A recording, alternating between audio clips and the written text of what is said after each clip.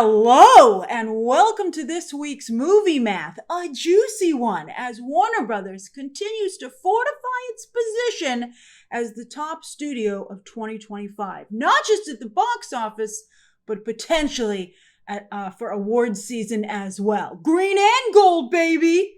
Which is all hilarious, because of course they started out the year with everyone saying their film division was going down in flames. And that's indeed what it looked like. But that just goes to show that as long as you stay in the game, anything can happen. Warner Brothers is now the first studio of the year to pass $4 billion globally. That milestone actually kind of makes the rounds among the studios. Disney does not always have that record. Disney tends to do better with billion-dollar pictures for the year. But Warner Brothers is first this year, and they've now had 16 weeks at number one, thanks to One Battle After Another, although their streak of 40 million plus openings is over. But still, with 7, that gives them the all-time record for any studio. Runner-up, who else? Disney. They set a new record last year with 5 consecutive films opening over 40 million. The movie business, it might not be doing great, but it has some wonderful moments. But to me, what's the most exciting for One Battle After Another this weekend is its A cinema score. One Battle After Another, it played best on the coasts, as one would expect, but cinema score is taken from across the country, and they take it, they send people to each theater. It's done with little paper ballots that you rip and fold, so anyone can participate. And the fact that it's still scored so high, despite being an aggressively political film, you'd think there'd be a couple of like F's and C's and D's in there that would bring it down to an A- or a B+.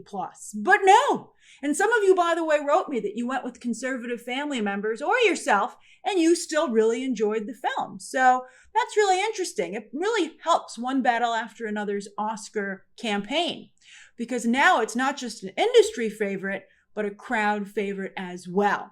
And as Hollywood alienates more and more of its audience, surely they're keeping an eye on that sort of thing. Or maybe they're not, because Hollywood's reputation for being tone deaf is one of the reasons they're alienating their audience. I mean, when AI talent starts to threaten to come into the picture, and a number of people say, thank goodness AI talent won't have political opinions, I think that's, and also the fact that so much of Hollywood vouched for Kamala Harris, and then Trump still won, I feel these are real wake-up calls. It's a complex situation, but, Hollywood is doing a lot of damage to itself with no results. All right, so yes, the Oscars. One Battle After Another has an insanely large budget. Whew, that's the cloud hanging over this situation. And with this opening, even if the film has tremendous staying power, which I don't think it'll have, we'll talk about that. But the trades are saying, oh, it's an Oscar contender. It'll stay in the picture for a long time. Well, I think that with this opening, so any reasonable person would agree, it's almost impossible for this film to be able to break even, much less turn a profit, at least theatrically. I think it'll do the bulk of its business, if anything, on digital and streaming down the line. So from a business perspective, is One Battle After Another DOA? I think not. I think Warner Brothers will feel it was worth every single penny they spent on this movie if it can get them some Oscars. Oh boy! So yes, award season has officially begun with all the flash and frenzy of the season.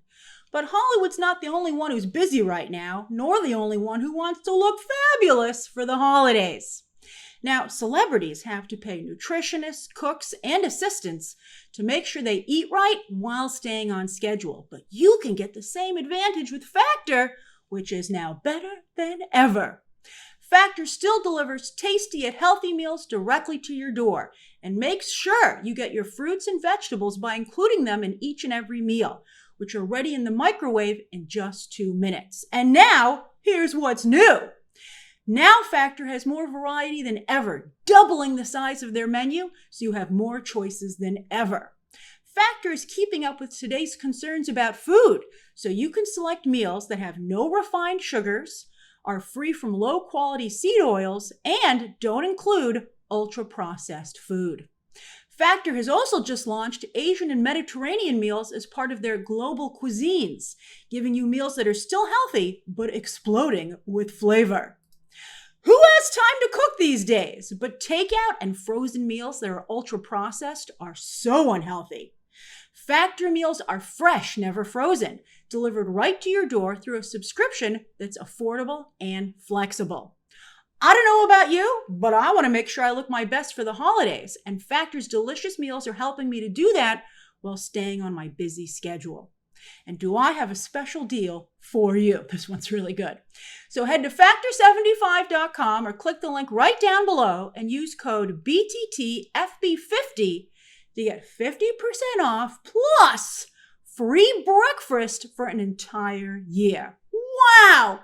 That's code BTTFB50, FB as in free breakfast, for 50% off plus free breakfast for 1 year. And thanks again to Factor for sponsoring this episode of Movie Math. Now, yes, One Battle After Another is not a shoo-in for Best Picture, or in any category for that matter, but it is a frontrunner. And as I just said, I think the cinema score and #1 debut, I think it helps it. And it has turned out also to be particularly timely with not just its commentary on liberals versus conservatives, but also immigration. Heck, as I said in my review, it's got Sean Penn doing one heck of an RFK Jr. impression. That's a pretty neat trick. And in fact, Warner Brothers has got to feel so good, ooh, it's warm and tingly, that they've got not just one, but 2 major awards contenders. But here's a real question. Will they end up splitting the vote in a year with no clear frontrunners? Look what happened to White Lotus, baby.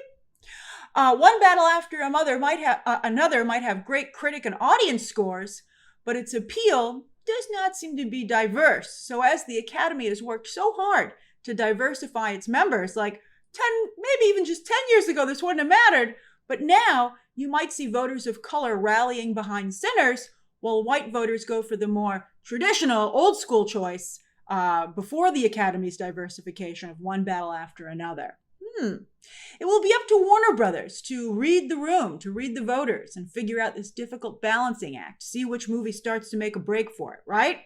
Do they dare? I mean, they're both definitely going to be pushing both films.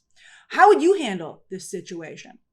But right now, this early in the awards season, when all awards hype is mostly based on buzz, because very few people have actually seen any of these movies, what film or films do you feel are the frontrunners for Best Picture? Back to One Battle After Another's box office, the trades are pointing out, as I said, that awards movies don't have to open that big because they will have good holds down the line because of that awards hype. But also, as I said, I don't think that's going to happen. So I'm going to back up my opinion with facts. So DiCaprio can do big moves at the box office, but when he makes a big move, it's typically with an opening of closer to 40, which would have continued Warner Brothers' streak. This is like half that. And this is an almost 3-hour, very political film that has opened in September. Wrong date, Warner Brothers. Maybe not for the movie, but for box office cash. Because you see, awards films that tend to go on to make a lot of money, even if they start small, is because they opened in late December. That way they play through January and February. That's what happened to movies like The Revenant, also starring Leonardo DiCaprio, although that also opened bigger when it finally went wide. And then also 1917. In fact, what usually happens is you open in very limited release in late December to qualify, then you go wide in January when the field's wide open because there are no movies coming out, and awards hype is the strongest as the nominations have been announced. Critics' Choice and Golden Globes, I'm Critics' Choice. We announce our nominations in mid-December, and the Oscar nominations are in mid-January. I think it's going to be tougher to get people to go see One Battle After Another in theaters based on the promise that it might get a lot of nominations, right? Especially when there are other big movies coming out that people are saving their money for. And the holidays are still coming up. And then, of course, people know that it's going to be on digital and streaming pretty soon. Especially because only Disney is the one that still has long theatrical windows. It'll probably be on, with this opening, it'll probably be on digital in a month, if not a little sooner. The trades have pointed to Argo as something that had a long run at the box office, but that came out in 2012. an era ago at this point. And The Departed, right? But that was not only 2006 as well, but that had much bigger star power. It was a far more commercial subject matter. One Battle After Another is an extremely intellectual film with no official nominations either. So, and then it's about to get hit with Taylor Swift this coming weekend, and then Tron Ares after that. Even Sinners was, I think, a lot more of a commercial film, which is why it did over 40 million when it opened, and it had extremely strong holds. And, I don't really think that One Battle After Another, as much as I like the film, I think it seems like something you could happily watch on digital or streaming, which is sort of sad because one of you pointed out that Warner Brothers has this thing. They're like, ooh, check off all the boxes to see it in all the different formats. And people are like, where's the digital and streaming box? Are you planning to catch One Battle After Another in theaters? If not, why not? And are you waiting for digital or streaming? Or maybe you're going to wait even longer to see if it actually gets any nominations. Maybe you're thinking you might not even watch it. But I think I think it will get a lot of nominations. And I think that that'll cause some people to maybe change their mind and check it out again down the line. When on that point, by the time nominations come out, it'll be on HBO Max. And then therefore a lot of people will click on it because it'll be also at no extra cost. While you ponder if and when you will watch One Battle After Another, why not click on the subscribe button? I put out a ton of content, at least 1 to 2 videos every day, except it's usually not on Saturdays, although I posted a video yesterday. And of course, Movie Math is every Sunday. All this content is yours to enjoy for free. All you have to do is click on the button down below and you'll get a notification as soon as a new video goes up, if you click on the bell, and then also, of course, when I'm about to go live. So, to be totally honest, I don't even see One Battle After Another getting to 100 million domestic. I don't think it's going to get there. And also, interestingly, one of you also wrote me that the film doesn't play very well outside of the United States because it deals with distinctly American issues. I think that's a valid point, and I'm curious if anyone else feels that way who saw the movie outside of the United States this weekend. I do have to point out that its global debut ain't bad, but none of you would have realized this going in. It was just simply a Paul Thomas Anderson, Leonardo DiCaprio movie. So if this is true, and again, I'm very curious to hear other people's feedback on this, the international numbers might start to drop going forward. But Warner Brothers couldn't possibly have expected to make any money off of this movie, even though, again, I think they paid this budget to win Oscars.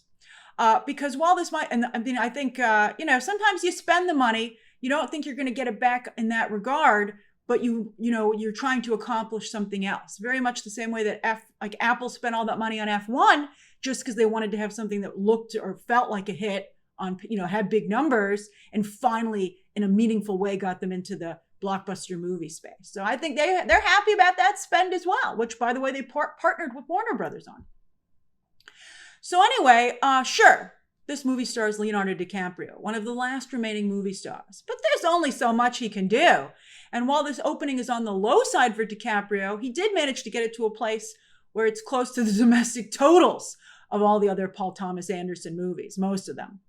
And while it would be wonderful, obviously, if One Battle After Another turned into another The Revenant or Once Upon a Time in Hollywood, I'm thinking it's looking like a Killers of the Flower Moon.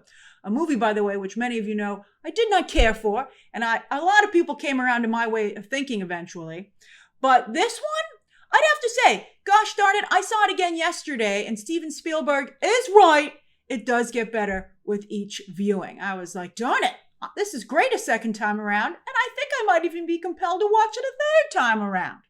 That bodes well, again, for not just digital, but particularly streaming. So One Battle After Another might end up being Paul Thomas Anderson's most successful film to date because the bar is so low.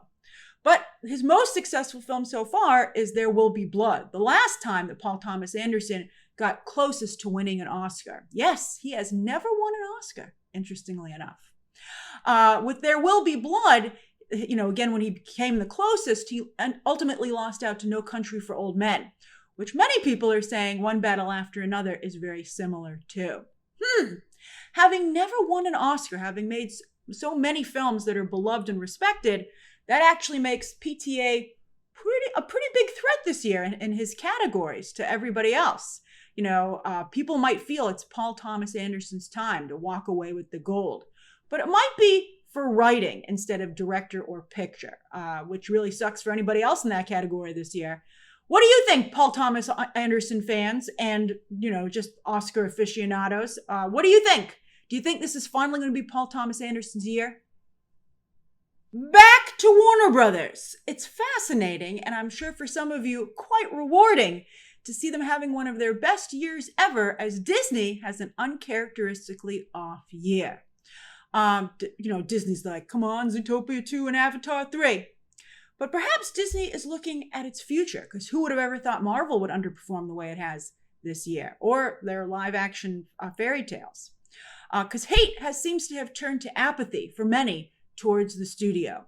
Take the past few weeks, where Disney has been aggressively promoting Tron Ares, Mandalorian and Grogu, and Avatar Fire and Ash. Not one of them has managed to make that much noise. Again, is it just Disney's problem overall? Was it the Kimmel situation that overshadowed them? I'd be curious to hear your thoughts on that. And I'm sure you have some. Of course, ultimately, the box office numbers will be the real test for these films, but the mouse has got to be sweating. I think their best bets for the rest of the year are Predator Badlands and Zootopia 2. Maybe Avatar 3. It's hard to bet against Jimmy C, but I'm real nervous about, I think Avatar 2 benefited from such a long break between the films. This is just 3 years. And I'm not seeing a lot of interest in Avatar 3, but maybe people are just already feel they're going to go, so they don't need to look at the trailer. All right, as for the weekend's other big new release, Gabbys Dollhouse was a very nice opening for the film, particularly because it's only getting started and will surely do the bulk of its business because of the nature of what it is on digital and Peacock. It's also a nice little win for Kristen Wiig, who might not be as prolific as Tina Fey and Amy Poehler, who have leaned more into their comedian identities, while Wiig is trying more to be considered an actual actress. And she did get an Emmy nom for Palm Royale, where in fact she's excellent. Do you think that's a mistake for Kristen Wiig? She's very funny. I think she doesn't have the same, because she only limits herself to acting roles. Should she be more open to hosting gigs? Amy Poehler has a very successful podcast now. I'm curious what you think. I'd also be interested to know because, Kristen Wiig is still one of the only few female comedians to do well post-SNL. So what female comedians have you rooted for after they've left SNL? As for the rest of the top 10, pretty freaking bleak, with numbers 3 through 10 all under $10 million. Oh boy, and September started out so strong. Can October get things back on track, even with Mortal Kombat 2 having moved to summer 2026? Which of these October releases are you planning to see in theaters? Back to this dismal weekend, there's actually one other new release that came out. That's The Strangers Chapter 2. And the cinema score, they're typically pretty low for horror films, but that RT audience score is pretty stinky. And it's a rare flop for the horror genre at a time when the genre is going so strong. And I don't think it's because there was yet another horror movie. I think it's because it was a bad one. But speaking of bad movies, what's particularly embarrassing this weekend are the second weekend drops for Him and A Big, Bold, Beautiful Journey, making their rejection, at least in theaters, complete. Now their only hope is to maybe find an audience on digital and or streaming. Colin Farrell, he's used to this kind of box office embarrassment. Nothing new for him. But for Margot Robbie and Jordan Peele, they have got to be reeling. This cannot happen again for them. So girls, you're in danger. Then I want to give a shout out to Demon Slayer. The other day on Movie Math, or last week, someone was like, you're not talking about Demon Slayer enough. So let me give it its flowers. Because, it might be suffering big drops weekend to weekend, but it opened so big that it's now still gotten past the century mark domestic, which a lot of Hollywood movies can't say that they've done, particularly these days.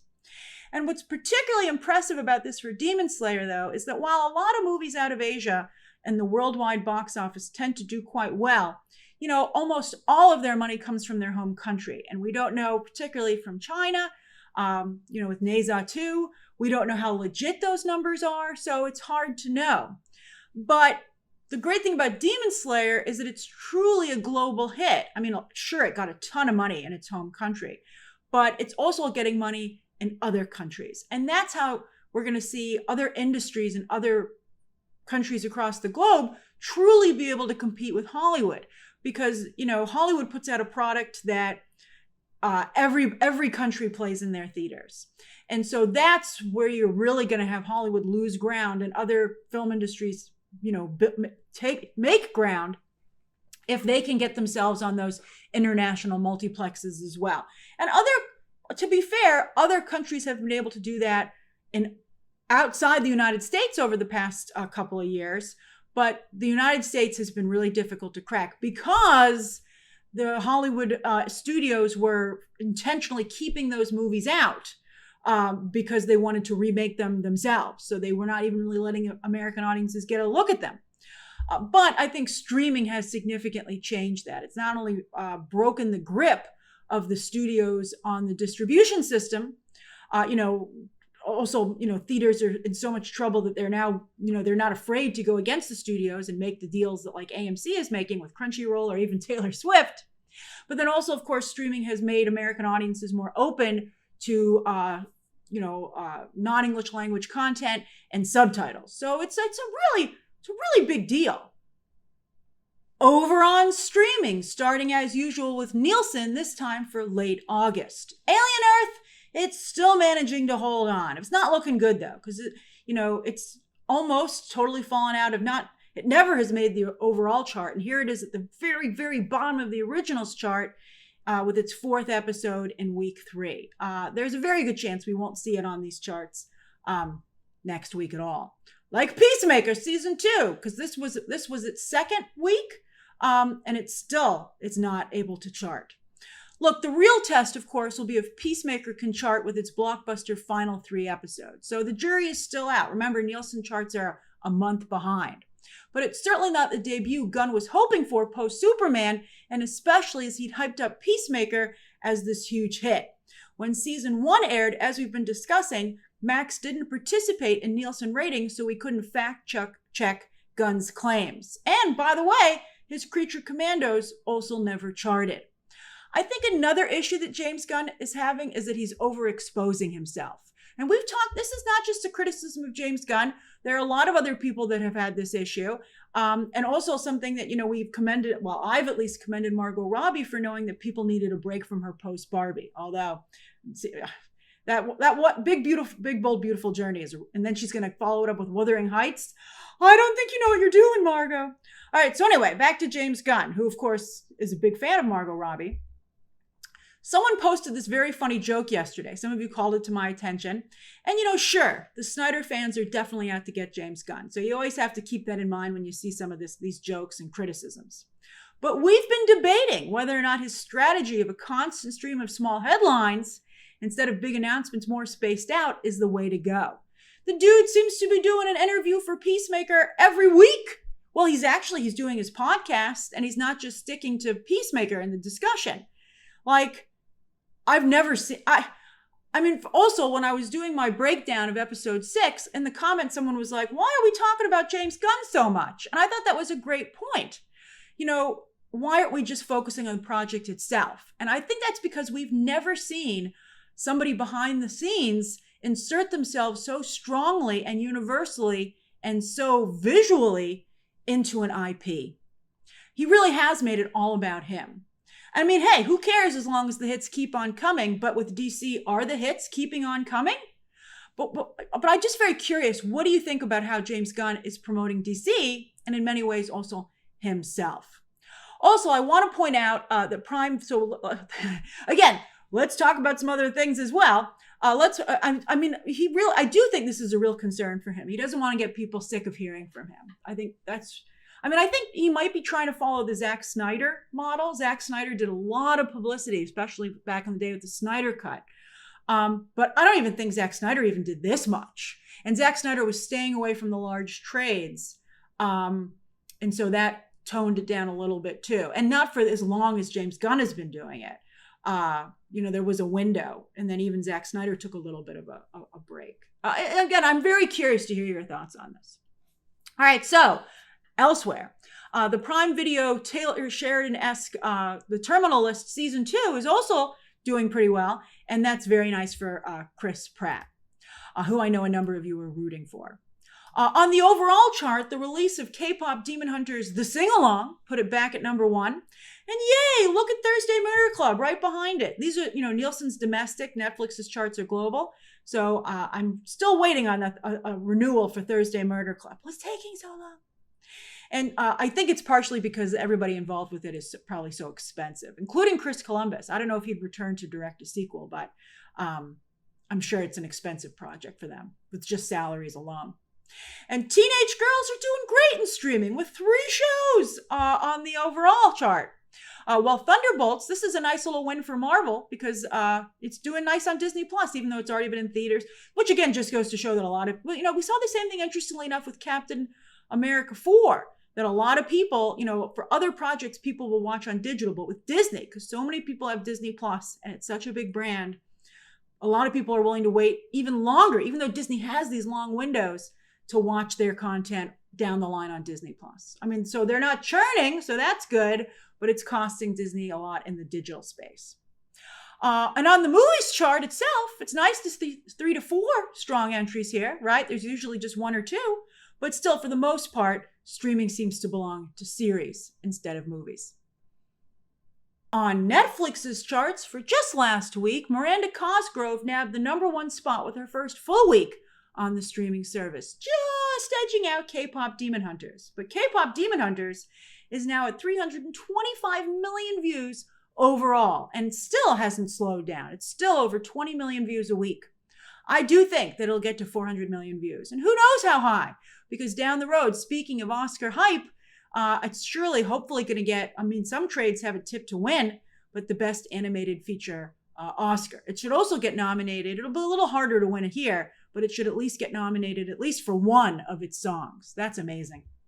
Netflix is also helping out Vertical's Ice Road sequel, while Charlie Sheen and Thursday Murder Club continue to hold up. With shows, Wednesday Season 2 is no Season 1, but even when Wednesday's not at her strongest, she's still doing better than almost everybody else. Season 2 has climbed to 8th place on the all-time chart, which makes it and Bridgerton the only 2 Netflix shows to have more than 1 season on this chart. Although here come Monster Season 3 and Stranger Things 5. And Black Rabbit, ouch, who can't make a hit show out of Jason Bateman and Jude Law teaming up? What a missed opportunity. Did you watch Black Rabbit? I was so excited when I saw who was in it. But I got screeners for this early. I couldn't even finish the first episode. And it's such a shame because I love them both.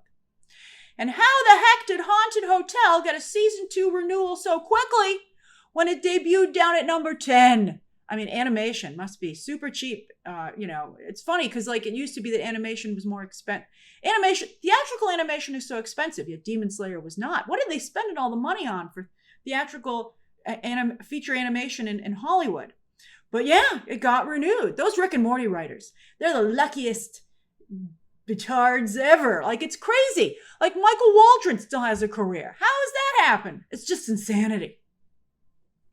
Over on digital with Apple's charts, there's Fantastic Four. Speaking of long theatrical windows, finally on the small screen. And it's number 1, which is actually a pretty good sign. Because as we were just discussing, sometimes often audiences will wait for Disney content to hit Disney Plus. So I believe this happened with Thunderbolts. The movie will start out when it drops on digital on Tuesday at number 1, but by the time we discuss it here on Movie Math on Sunday, it's already fallen to usually 2nd place. So the fact that Fantastic Four is still number 1 is a very good sign for that. It was the strongest of the movies in theaters, but it was still pretty weak for Marvel. So, but maybe it would, for those of you hoping for a Fantastic Four 2, if it did well on digital and streaming, that would be helpful to that. This gives Pedro Pascal, though, 2, speaking of having 2 on a chart, 2 movies in the top 10 on digital, as The Materialists is still here. I checked, it hit digital back in late July 22nd, and it has been in the top 10 ever since. You know how much money it's making on digital for A24? That's incredible. And it did really well for A24 in theaters too. Weapons, F1, and Mission Impossible Final Reckoning are all still doing great here on digital, while Superman is holding up nicely, considering it just hit HBO Max. But really, as you can see, these are all recent releases. A ton of people just wait to see new releases on digital. And it's the shortened theatrical windows and poorly maintained movie theater experiences that have conditioned them to do so.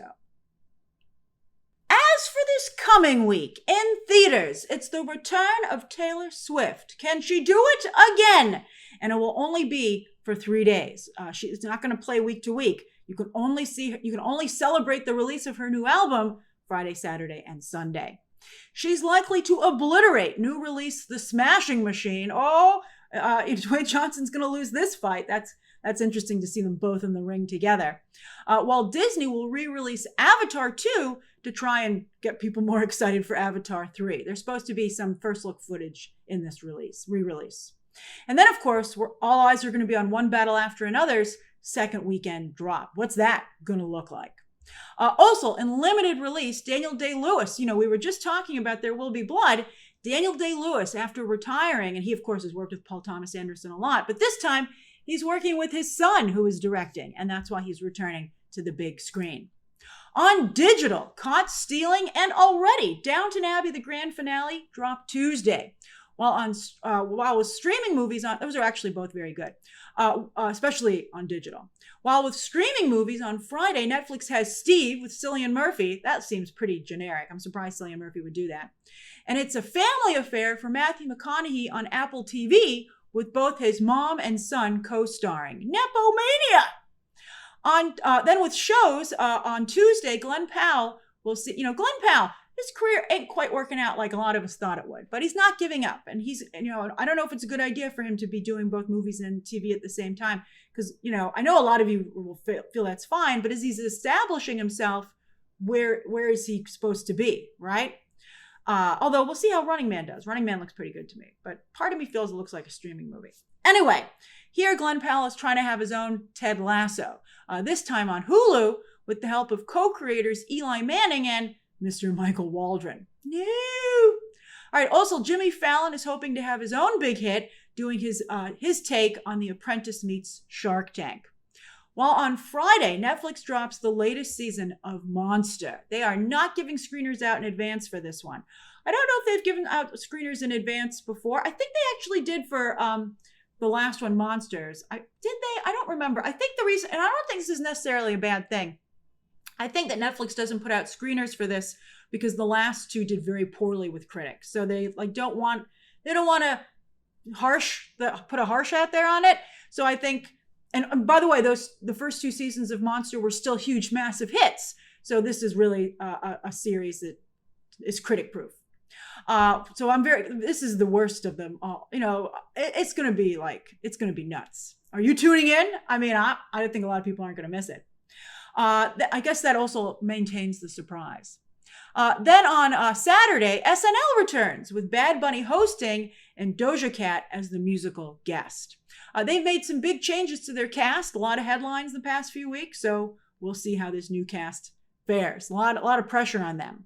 But what do you think the cold open's going to be about? I think it'll be, unless something crazy happens this week, and you never know with the way things are these days, but I think it'll be something about Kimmel. All right, and that's this week's movie math. Although what jokes are left to make about it after I think not only I thought that